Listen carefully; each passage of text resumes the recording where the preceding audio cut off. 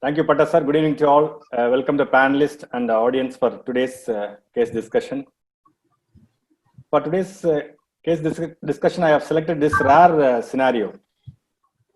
Actually, this case can be presented in any forum. It can be presented in a physician's conference. It could be presented in a intensivist forum. It could be also presented in a neurology conference, which means that probably we are not going to talk about a surgical complication. But nevertheless, I always feel that a surgeon should have a very strong basic medical knowledge, because any of the medical problems can crop up in the post-operative period. So you'll have to have a broad idea how to proceed. And this case was really an eye-opener for us when we managed this particular problem. And because of the prelude that I have given, I expect more contribution from physicians here. Ubal, that's for you. Jayanti, I hope Jayanti madam is joining us. I am here only. Yes, madam. I want your contribution, madam. I do not know much about neurology. No, it's okay. I am more of endoscopist rather than a physician. It is too much here. Escapist. Okay. Jayanti madam on my behalf. Okay. My first student, yeah. Actually, this is the story of a lady in her mid-70s with no comorbidities. She was fine 3 months back. For the last 3 months, there is some problem in her alimentation. The classical anorexia, anemia, and asthenia was there. Because of that, we evaluated with an endoscopy, which showed a antropyloric growth, and there is a partial gastric outlet obstruction. She was further evaluated with a CT, which showed that it was an operable growth. There is no evidence of any metastasis. There is no ascites, and there is no invasion of adjacent organs. So it was an eminently amenable for a surgical resection. She was optimized with 2 units of Paxil transfusion, and she was taken up for surgery. Radical distal subtotal gastrectomy was done, and intraoperatively, it was an uneventful surgery. She was stable throughout the surgery. There was no blood transfusion intraoperatively. And at the end of the surgery, she was extubated, and she was sent back to the ward. Despite the fact that she was 74 years, she was not sent to ICU. That's because she was not having any comorbidities, and she was quite stable. There is no problem at all. On the first post-op day, she was fine, no problem. And on the second post-operative day, we removed the Ryle's tube because nothing was coming. And we started her on liquids as per tolerance. And she tolerated the liquids in incremental quantity. Everything was fine. Abdomen was soft, and drainage tube was showing minimal fluid, serous fluid. And on the third day, even she moved the bowel, she passed flatus. So whenever we have a surgical patient, gastrectomy or any major surgery, third post-operative day, if a patient is going through the expected trajectory, surgeons are very peaceful. Because whenever you have a patient who deviates from the expected trajectory, then you have a lot of stress, because we know that how to rescue the patients from the complications and how to evaluate. So any complication is always a big stress on the surgeon. But when you have a patient that is progressing nicely, it gives you a lot of peace and pleasantness. Having said that, this patient on the fourth post-operative day, on the morning, when the attender went to wake up the patient, she was found unresponsive. The previous night, she was quite normal. And there was nothing significant happened in the middle of the night, but in the morning when she was woken up, she was not responding to commands, and she was totally unresponsive. So immediately medical personnel attended. These were all the vitals at that point of time. Her heart rate was 70 per minute. BP was 130/70. Oxygen saturation in the room air was 98%. Peripheries are warm. Abdomen was soft. Drain was not showing any.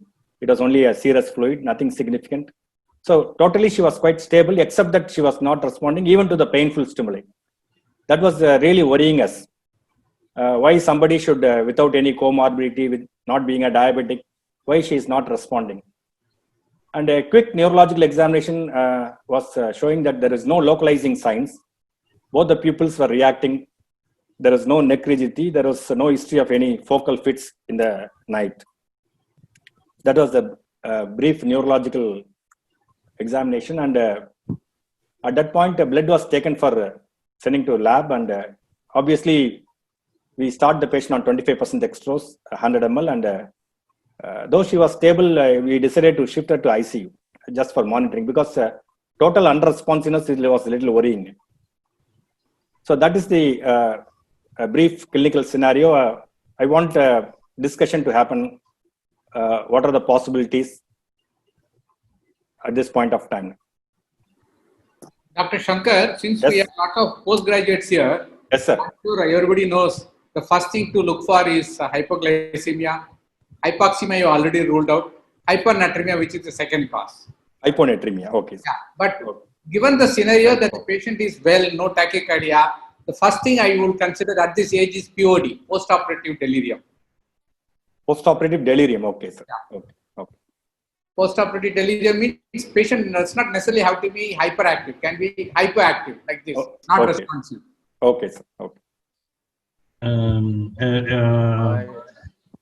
Bhaskaran, if I can counter what you said, I think delirium will not have hypotension, unresponsiveness, I mean, those are all unlikely. Delirium is something where they may be disoriented or they'll be a little hyper-excited rather than unresponsive, and there'll not be any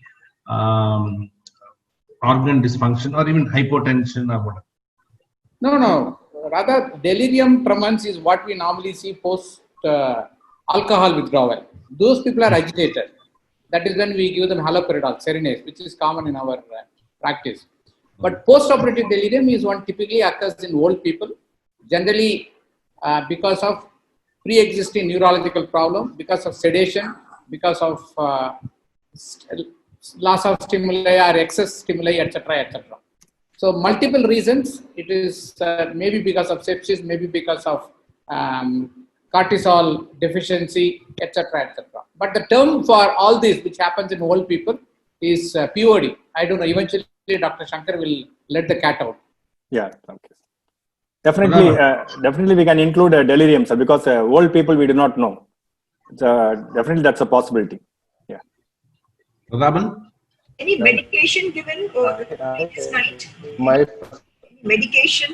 What medication, madam? I'm asking anything untoward or some. No, she was basically receiving epidural analgesia, and she was receiving antibiotics for 48 hours. And we give tramadol SOS for pain, madam. She received tramadol that day? Yes, the previous day, madam. Usually we give 50 milligram BD or OD only, madam. Just Dr. Shankar, yes, diazepam or one of those benzodiazepines? no diazepam, sir. We don't, generally I don't, even I always avoid tramadol, because I always want to avoid this opioids. We always prefer to go for injection paracetamol, supplementing the epidural analgesia, because opioids, we know that it produces post-operative nausea, vomiting, ileus. So if at all we give only SOS dose, that too for a single dose. No cardiac problem, no dysrhythmias. No cardiac problem. Shankar, another thing, who was on duty that day, the previous evening, that also is very important. Okay, sir. Why, sir? There are some very interesting characters who are known to give unwanted drugs. Okay, sir. I guess something. Kanan, come again. What does that mean? What do you mean unwanted drugs? At what intention? Intentionally or Go to sleep. unintentionally, I have No disturb. Don't disturb. Huh? Right. I have seen people giving drugs without their knowledge, Like, sir, what drugs, sir? I mean, Even the nurse might have given insulin also. insulin. Okay. I mean, you are telling about wrong medication. Wrong medication. Okay. Sir. I think at this age, hyponatremia gets upper level in diagnosis, because I had 3 similar occasions. All those patients who are above 70 years, Yeah. all were having severe hyponatremia. Okay. I don't know why they develop hyponatremia, but hyponatremia is the first possibility rather than hypoglycemia, because the cardiac status, etc., will be altered in most of the hypoglycemic situations, because sympathetic overactivity will be there. Yeah, you're correct, Pradhapan, because for when a patient has hypoglycemia, they will have profuse sweating. There will be a catecholamine secretions, so they will have a tachycardia. So that kind of thing. Here, that nothing was there, and definitely, especially in the old age, hyponatremia is high on the list. There is no doubt about it. Hyponatremia is one of the things. Ubal, What was the GCS score? Someone has asked us. GCS, madam. Yeah. I don't know the GCS, but she was the. I mean, she's not totally not responding. She's in almost a full deep stupor. They can calculate the GCS for themselves. No. Hello, Ubal. Initial thoughts. Looks mostly metabolic, because anything cardiac, pulmonary, and focal neurological signs were not there. So likely to be a metabolic. Metabolic can be a hypoglycemia, hypo or hypernatremia, hypokalemia. Okay. That also produce a periodic paralysis. But whether they go into stupors, I don't know. Yeah. And elderly, we should always look for some other vitamin deficiencies.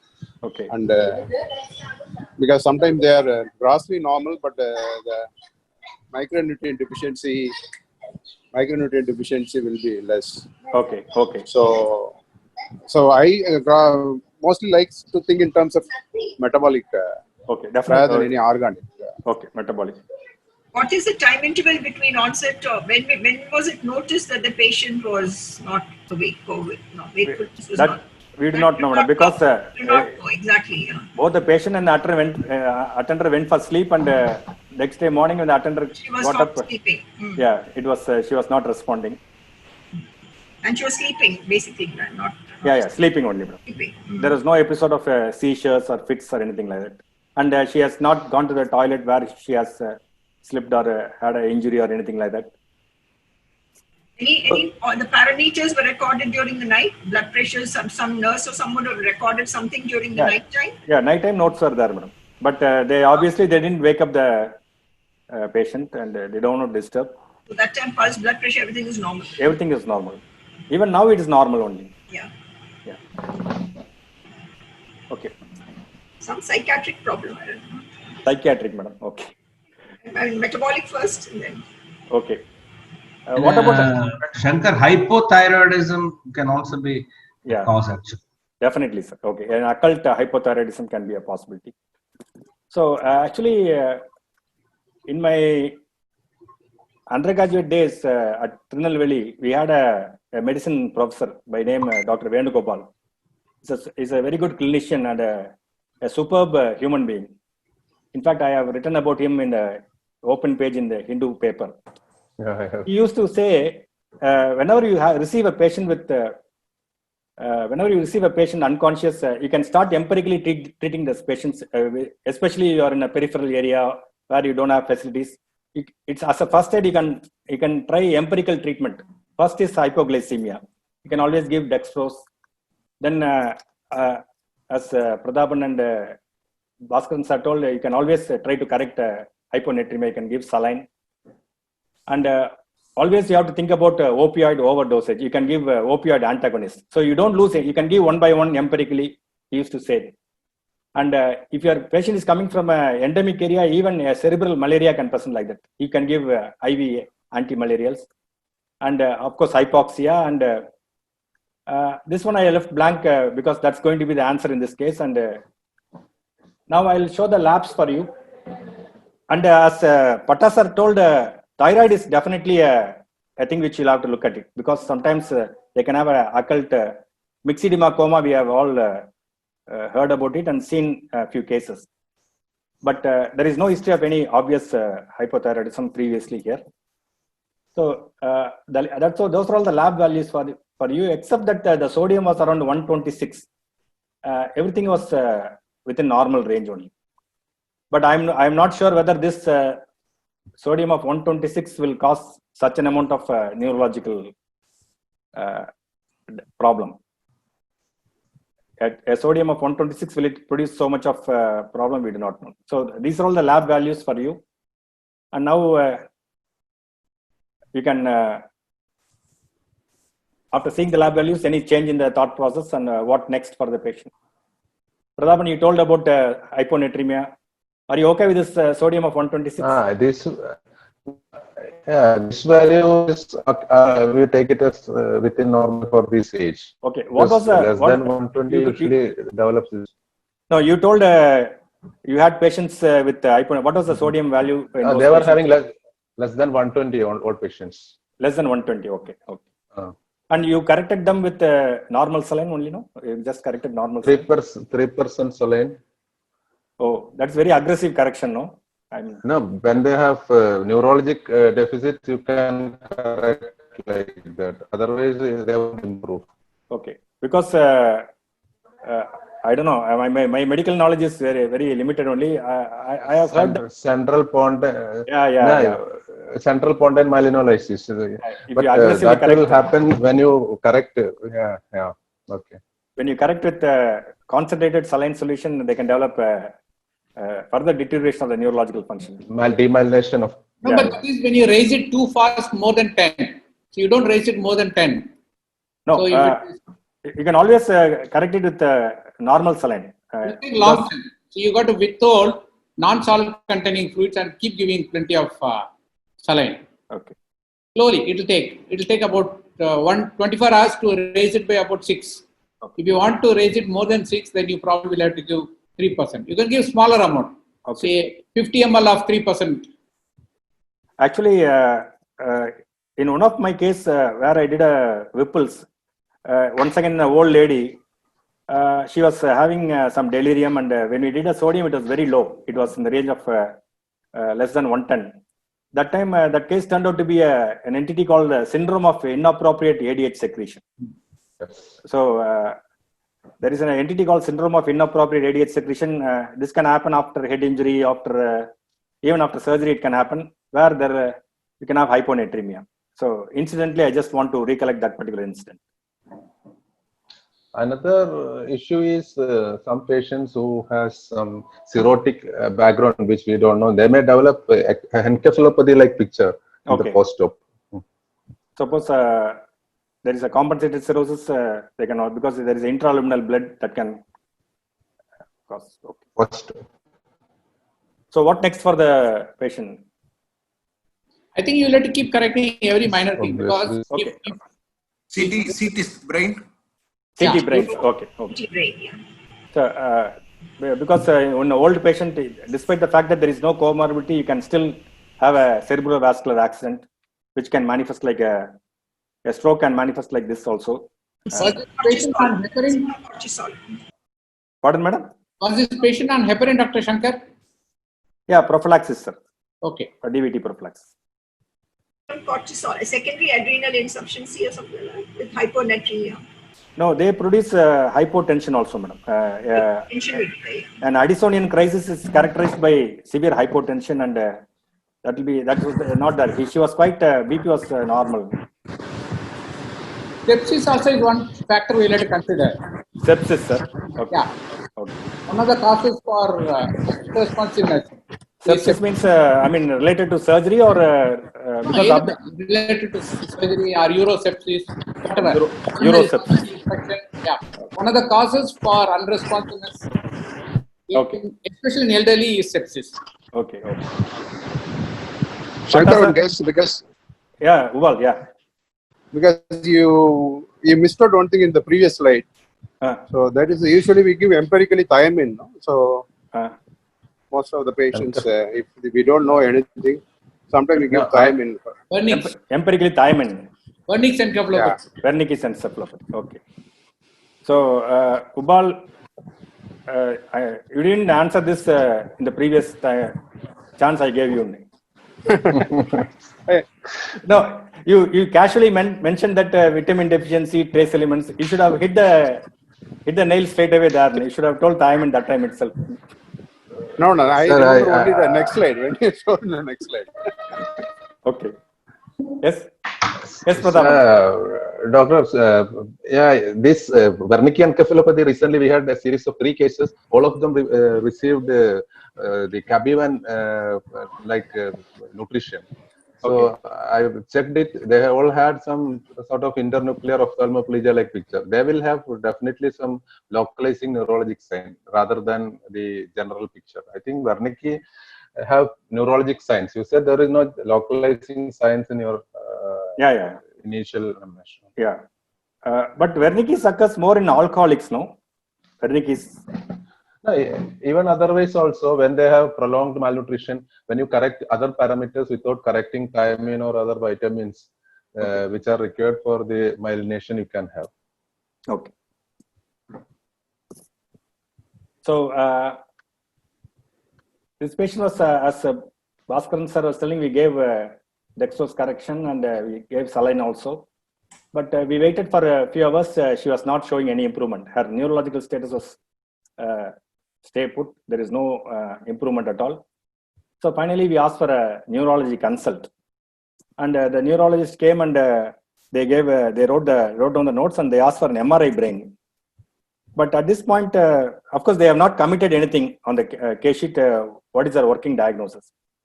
At this point, I just want to tell the students who are listening that whenever you are called for an opinion, you go and examine the patient, you put down your notes and commit something.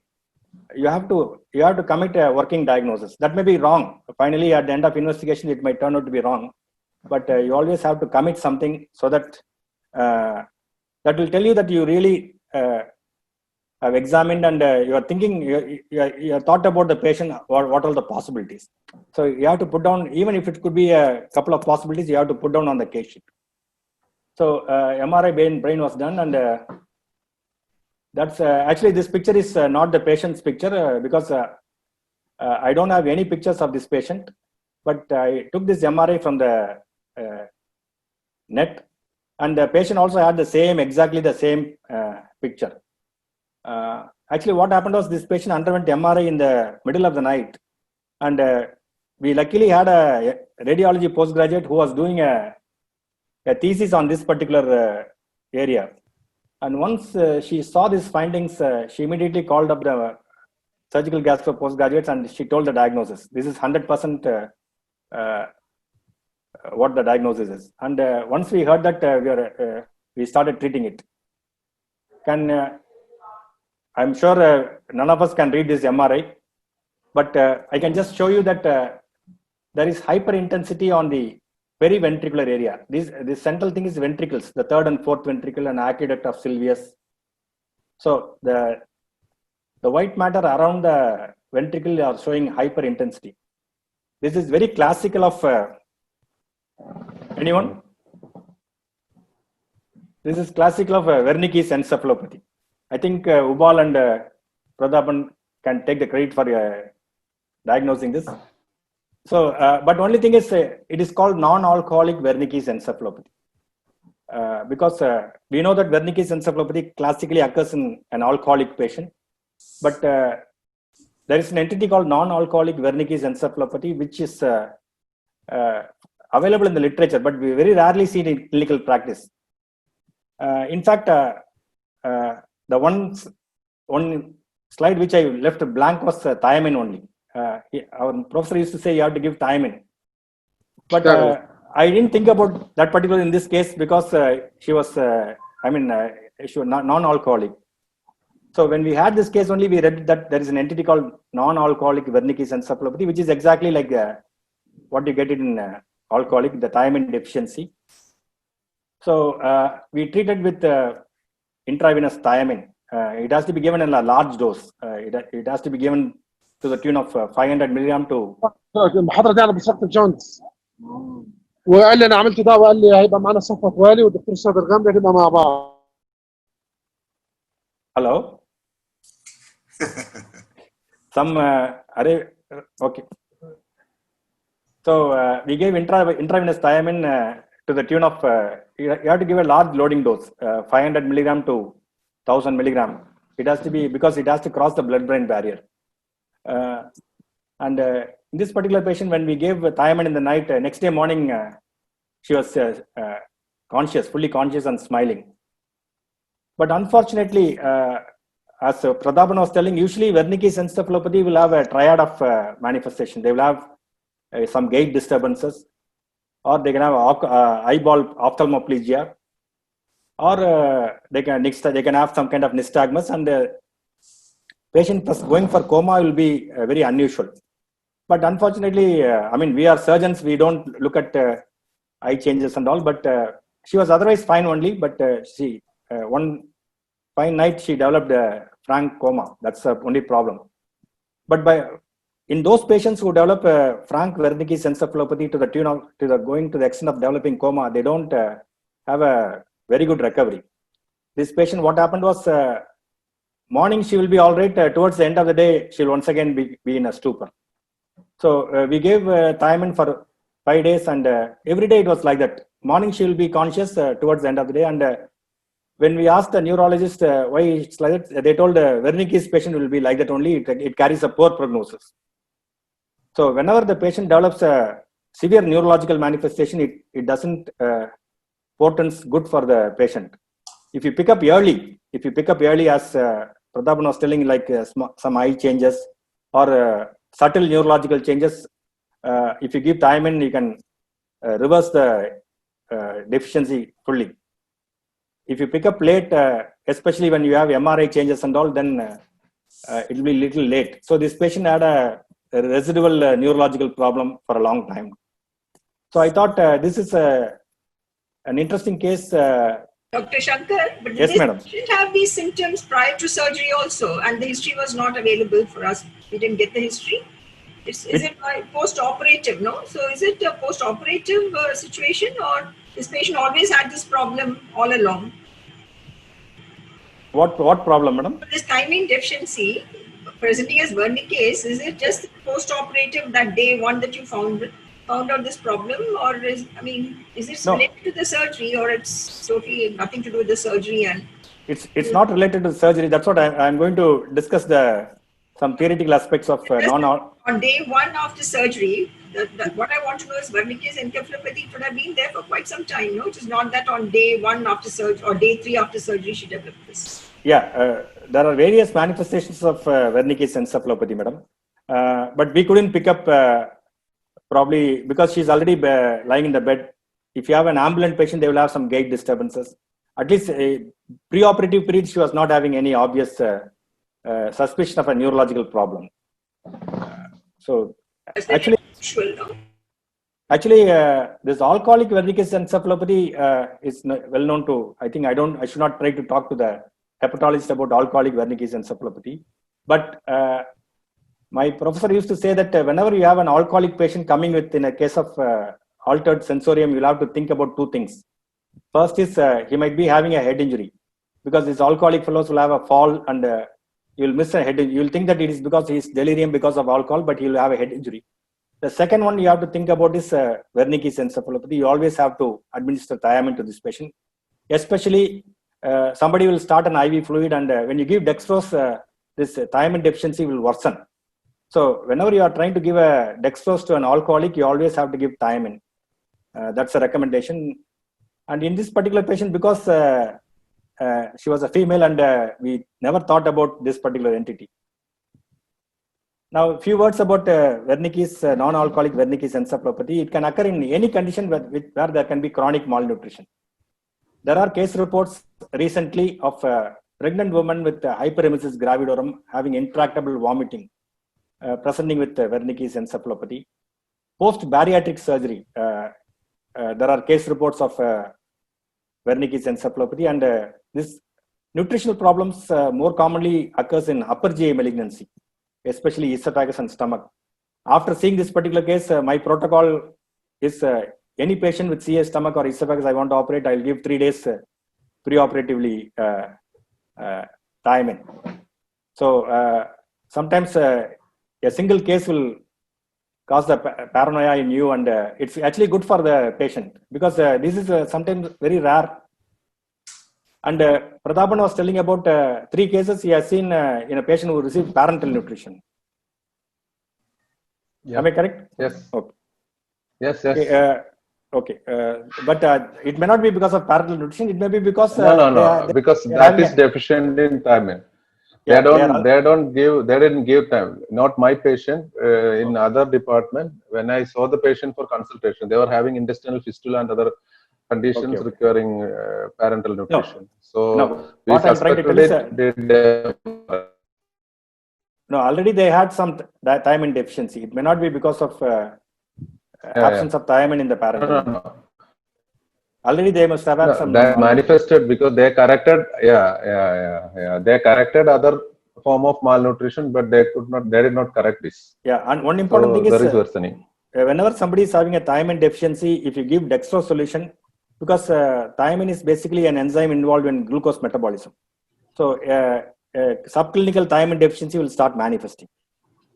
And there is even one case report about a Crohn's disease patient with severe malnutrition manifesting with Wernicke's encephalopathy. A few words about thiamine. It's a water-soluble vitamin. A daily requirement is just 5 milligram, and body can store up to 30 milligrams. So your stores can give thiamine for maybe for 5 or 6 days, but body cannot synthesize thiamine, unlike some other vitamins. And the predisposing factors for manifestation includes high glucose in the fluids or diet. A magnesium deficiency can also complicate thiamine deficiency, and this particular gene, if somebody has this particular mutation, they have more prone for thiamine deficiency. And there are some more. There is a paper about thiamine deficiency in pediatrics, especially following a soy-based formula. In fact, I don't know. I couldn't understand what is that soy-based formula. If anyone can understand, you can tell me. Our and parental feeding solutions, the Kapivan and all, they contain soya milk. Okay. Soya milk. So these are people who are intolerant to lactose. So they are given soya bean based. And basically, thiamine is required for is a coenzyme for all these 3 enzymes which are involved in glucose metabolism. And the thiamine is needed for maintaining the osmotic gradient across the cell membranes. That's why it leads to fluid shift across the cell membranes. And how does it produces brain damages? It produces what is called as focal lactic acidosis. It can cause alteration in the blood-brain barrier. It can cause accumulation of free radicals and cause necrosis and apoptosis. So that's how the brain damage occurs. And this is the grading of Wernicke's encephalopathy. The mild will be patient having some visual alterations. Moderate will be they will have some memory loss. They will be anxious, apprehension, emotional changes. And in severe encephalopathy, they will be having disorientation and coma. So there is a grades of Wernicke's encephalopathy. And I want Gautam to rest because today you have taken a class on nutrition. Gautam? Sir, I agreed. Actually, I was thinking thiamine deficiency can also occur as part of refeeding syndrome. This patient didn't have classical, but generally what happens is we correct all potassium disturbances. We try to supplement patients with other macronutrients. So whatever scenarios we discussed also sounded like patient on parallel. This patient had GOO. Yeah. So it's possible that it is just a manifested part of refeeding syndrome overlaying and chronic malnutrition. Okay. So that is a possibility. So actually this patient was not receiving any parenteral nutrition, and the typical changes that you can see in the brain is around the periventricular area, and basically thiamine deficiency can present with entity called beriberi, which can be dry beriberi or wet beriberi. The literal meaning of the word beriberi is it is a Sinhalese word, which means that I can't. But Patasar can contribute to this because of his Sri Lankan experience. Whenever I asked any pretty girl, she never said beriberi, so I don't know what it means.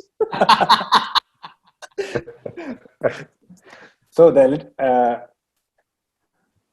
so dry beriberi is nothing but Wernicke's encephalopathy, and it can degenerate into more the Korsakoff's syndrome. Whereas wet beriberi manifests like a cardiac failure. Actually, I want to share one more experience. Recently, we saw one patient. We got a reference from cardiology. When we went, the cardiology, they have referred the case to us because this patient has an old case of corrosive stricture. He was operated by Professor Rangabhashyam. He has undergone multiple surgeries, some 6 or 7 surgeries. He went through the notes. But right now, the present problem is he was having anasarca, grossly edema all over the body. And we just gave opinion that nothing surgical. And I came out, and 1 week later, I have to visit the cardiology for some other, seeing some other patient. That time I saw this patient was looking normal. All the edema subsided. Then I asked, what was the diagnosis? They told they gave thiamine. Because, and I still remember reading Davidson, which says that in a thiamine deficiency wet beriberi patient, if you give 1 dose of thiamine, the cardiac failure resolves immediately. There are something in medicine which can be so dramatic, like treating a beriberi with thiamine. So I was admiring the cardiologist of his broad knowledge, because a cardiologist, of course, they are also specialists, and I thought they have moved away from the basics, but they correctly diagnosed and gave thiamine, and I was surprised to know. I just want anyone of you have a experience of this kind of either non-alcoholic Wernicke's encephalopathy or beriberi? I've seen wet beriberi. One of my colleagues' mother, Yes. Living in a remote place in Odisha, she came with features of failure. So she was evaluated by my colleague physician. And when all investigations were normal, he just empirically gave her thiamine and she became all right. Okay. Because I finished my presentation, I want closing comments from the faculty, because I thought I will present this case because this should be an eye-opener for all of us. We should be, whenever we have a patient who is coming with a long history of some malnutrition, it is better to preemptively give thiamine to these patients, instead of the patient developing this kind of, especially this can happen in a patient with acute pancreatitis. So all these things are possible. Only thing is we are not diagnosing it. Now, Shankar, is there any serum thiamine levels which suggest that the thiamine is low, that will make you give it preoperatively? Yes, sir. Actually, whenever you suspect thiamine deficiency, you can do thiamine measurements and even urinary metabolites. But what they say is a serum thiamine level doesn't reflect the tissue thiamine level. So that's why these blood investigations and urine investigations are not recommended. So one easy way is to go for an MRI brain, which has a very classical appearance. So that's what it is recommended. But you can always do these blood investigations are available, sir. Shankar, we give all major surgeries, we admit at least 2 days earlier, and we give IV infusion of multivitamins and vitamin K before surgery. Yes, sir. And we continue the multivitamin infusion after surgery also. Does it help in preventing this problem? Actually, it should prevent, sir, because it should prevent. Because that multivitamin will have thiamine, but I'm not sure about what is the dose of thiamine in those preparations. Ideally speaking, we have to give a dose of at least 100 milligram twice daily for 3 days. But I'm sure that it will not have that much of thiamine in that MVI preparations. Kanan, I found that habit very funny actually, but I also seen this having this colored fluid preoperatively. But what good does it do? And there should be some funda behind it. 3 days of this multivitamin, how is it going to help? Anyway, we believe it will help, so we give. I also give. No, because you might have seen someone giving, that's all. Otherwise, No, it's not like that. As a part of nutrition, we combine this also. Definitely, it should help, sir, because it cannot do harm. because No, that's right. But 3 days, 2 days, multiple. Actually, we used to give one of the post-op orders used to be 1 gram vitamin C. I don't know whether you used to do that. I remember during my days we used to give vitamin C also because it helps in healing. Okay. But everything will go in the urine, sir. No, but whatever. See, they're all very funny habits which we don't use it anymore. I don't know. Because have you used immediate pre-op multivitamin? Or you seen being used? I don't know. Madam Jane, Sir. I've not used. I'm still concerned about the patient. I was just wondering when to make a clinical diagnosis of this non-alcoholic Wernicke's enteropathy. I was just thinking, this particular patient who's been having gastric outlet obstruction for so long, and then post-op she goes in for a narcolepsy like sleep. Yes, ma'am. And then madam, because actually, we see so many malnourished patients. We see so many, but I was just wondering why did this get offset after the surgery? And actually, you are correct, madam, because we see so many malnourished patients, so many upper GI cancers. We don't encounter this particular problem. Yeah. That's what I mentioned, that there can be some genetic predisposition also. Must be, yeah. Because there is I mentioned one genetic mutation where these patients are more prone for thiamine deficiency. They'll not be. The thing is that she should be having it all along, like she's been suffering at least for 3 months with gastric outlet obstruction, and then she has this problem on third post-operative day.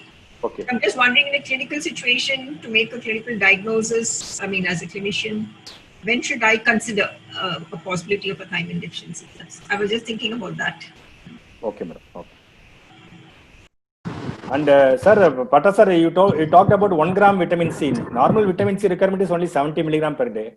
So the logic of giving a large dose of vitamin C, I think it's now a part of the COVID treatment also.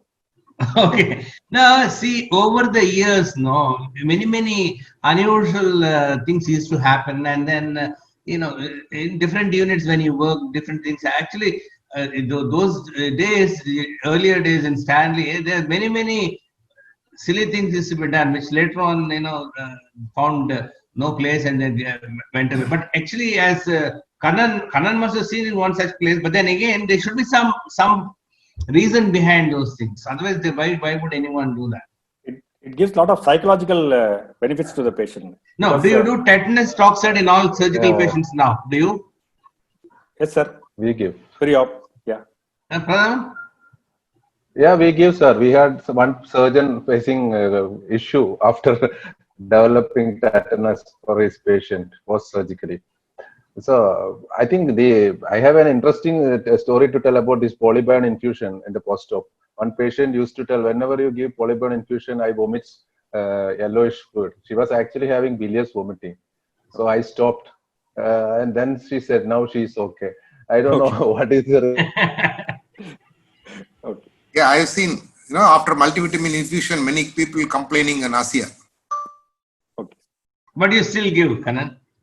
If they complain, I stop. What is the reason?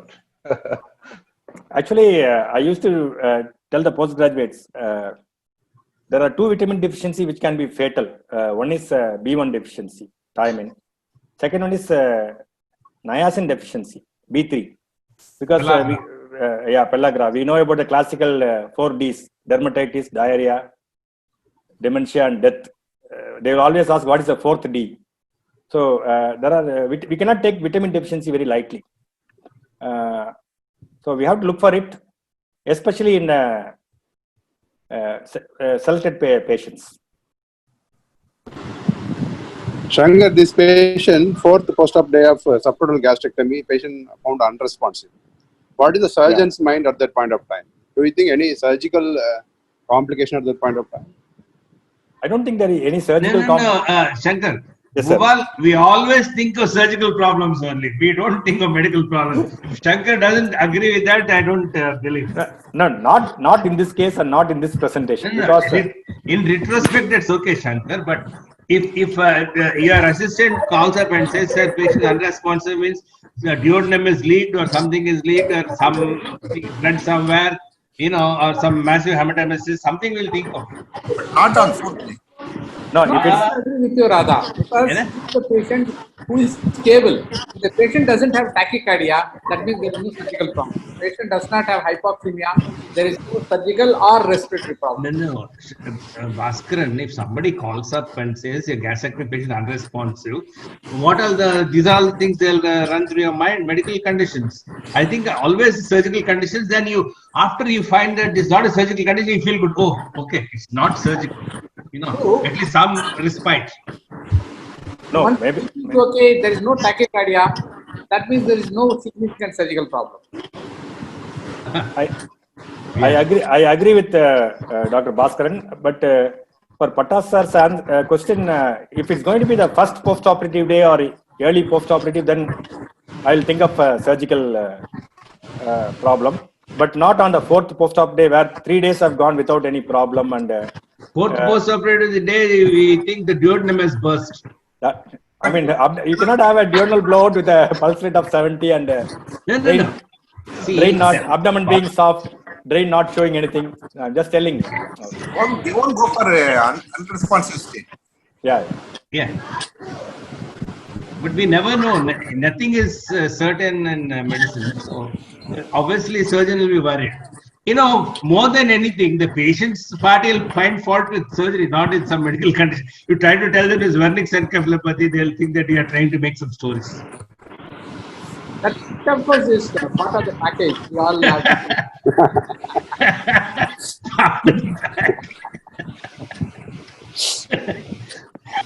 Well, how can that be part of the package? Then they'll say, why didn't you suspect it? If that is so, why didn't you look for it when you know that is a possibility? Why did you treat it? Why did you preempt it? This patient has actually been, the patient has also started taking food and all, no? So how I am still perplexed by this sudden onset of, like patient has started taking oral feeds.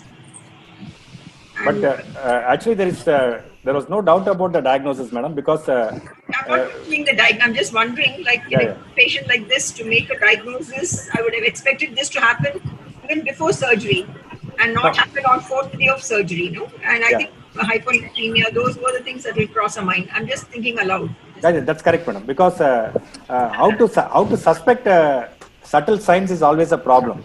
Maybe physicians like you can suspect subtle encephalopathy changes, but we surgeons always we are not able to appreciate eye signs like ophthalmoplegia, nystagmus, or something like that. So it will be mostly when the patient develops some kind of gait disturbances or some eye changes only we can suspect. Case, very nice case. Dr. Shankar, somebody has given a has mentioned that in Israel, soya-based formula feed given to children led to sudden deaths in children over a period of time. They found it is because thiamine was deficient in the feeds. Yeah, I saw that. And somebody also wanted to know, is there any thiamine toxicity? Yes, sir. Thiamine can produce, when you give injection, it can produce anaphylaxis. So B1 injection, so never, I think you should not be very complacent in giving B complex injection. Thiamine has been known to produce anaphylaxis. Why? Is it a protein? It's not a protein. I don't know about how the preparation is, but it is well known, sir. What foods are rich in thiamine, Shankar? Sir, you are exposing my... You are exposing my inadequate knowledge on... very strong. I thought a surgical exposure. No, all vitamins, all you can always say green vegetables, and I think the rice polishings. Gautam.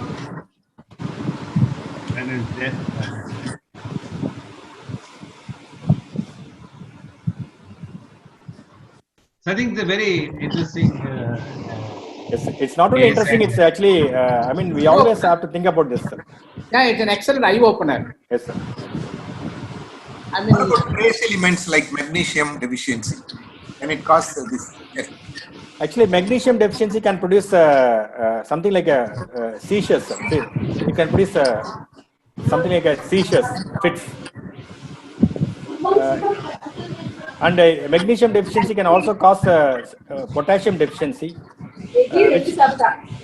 which will lead to, you will have a patient with hypokalemia, you will keep on correcting the potassium, but it will never improve. Unless you correct the magnesium deficiency, then only the potassium also gets corrected.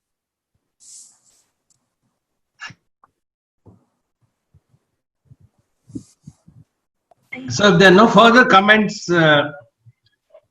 thanks Shankar for a lovely case, and thanks everyone for being there. And only one comment. What Yeah. Radha? Only one comment. Why beriberi for you in Sri Lanka? I thought the other way. No, come again. No, you said beriberi for you in Sri Lanka. I thought it was the other way. No. I said nobody said beriberi to me, so I don't know. I haven't heard the word. Okay. I'm happy now. No, yeah, you didn't get it right, actually. Yeah. Okay, sir. Thank you. Nice smile, Shankar. Very nice.